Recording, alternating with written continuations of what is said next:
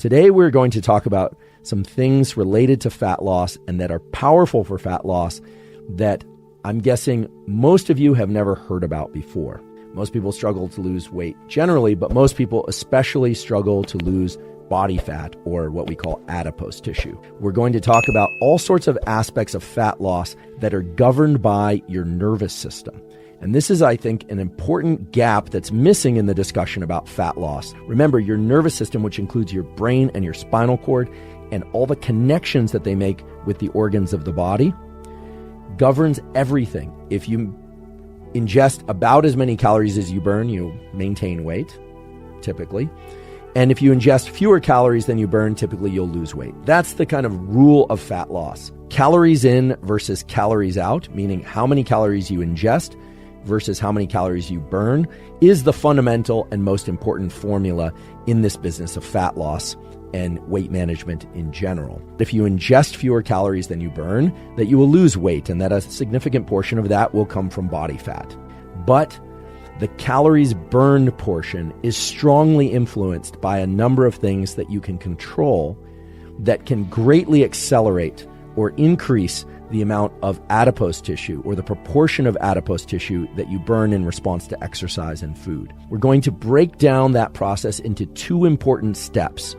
And if you can understand those two important steps, then the rest of the tools will be very straightforward to understand and manage. However, there are a couple items that you should make sure you're getting correctly. And if you're not perfect about these, don't worry about it. Most people are not perfect about them. I'm certainly not perfect about them. But we should all be striving to get quality and sufficient sleep. Get your sleep right. Get your light exposure right. Avoid bright light in your eyes at times you want to be asleep, and get bright light in your eyes at times you want to be awake. The other thing is essential fatty acids. We need fatty acids. They are vital to so many aspects of our health. You don't have to get them from supplements. You can if you want to, but you need to get them from your food. They are essential.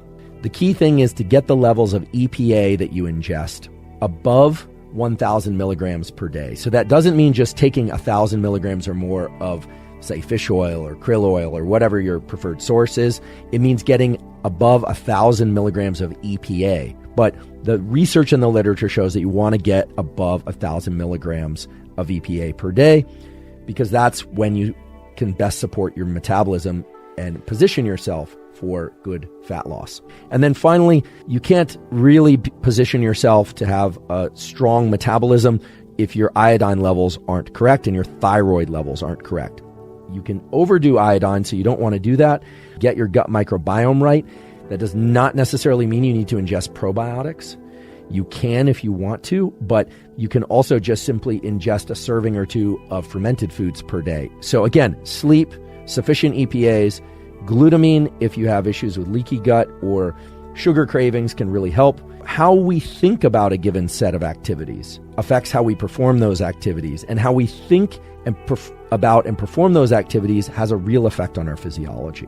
The burn factor, your thermogenic environment, is one of the, if not the most important factors in this business of fat loss.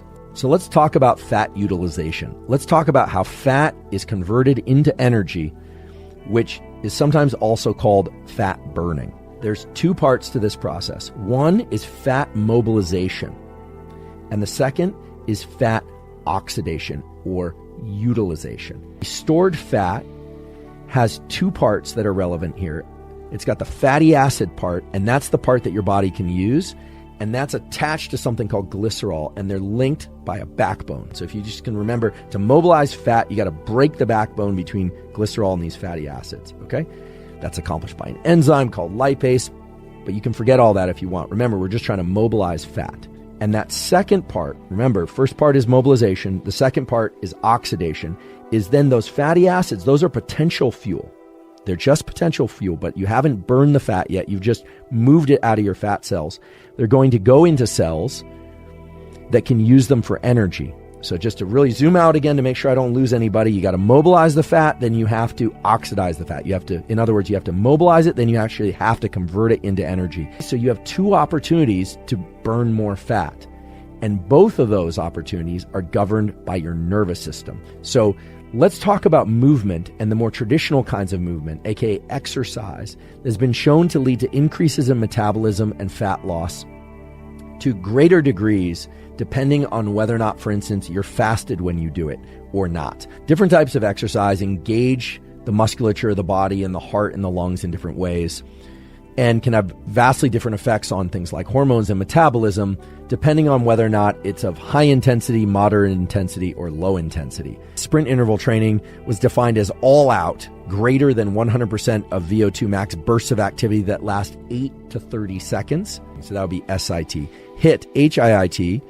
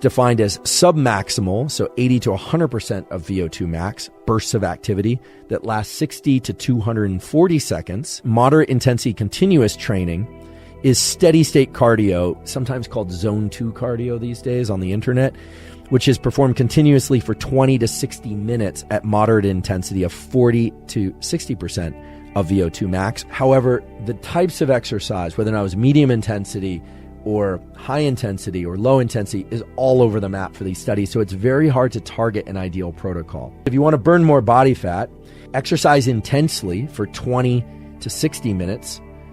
The higher the intensity, obviously, the shorter that bout is going to be, and then move over into zone 2 cardio. High intensity burns more glycogen during the activity, more body fat afterwards. Moderate to low intensity burns more, percentage-wise, more body fat is oxidized than glycogen during the actual exercise. Afterward, it's more glycogen. Moderate and high intensity training followed by low intensity training, or even just followed by going back into life, is going to be the best way to continue to burn body fat because of the ways that it increases basal metabolic rate. So train moderately to intensely, to very high intensity, and then moderate to low intensity. Or train moderate to high intensity and then go about life. So now I want to turn our attention to compounds that increase epinephrine and adrenaline, as well as compounds that work outside the adrenaline epinephrine pathway to increase the rates of fat loss. There are things that people can ingest that will allow them to oxidize more fat. And that occurs mainly by increasing the amount of epinephrine that is released.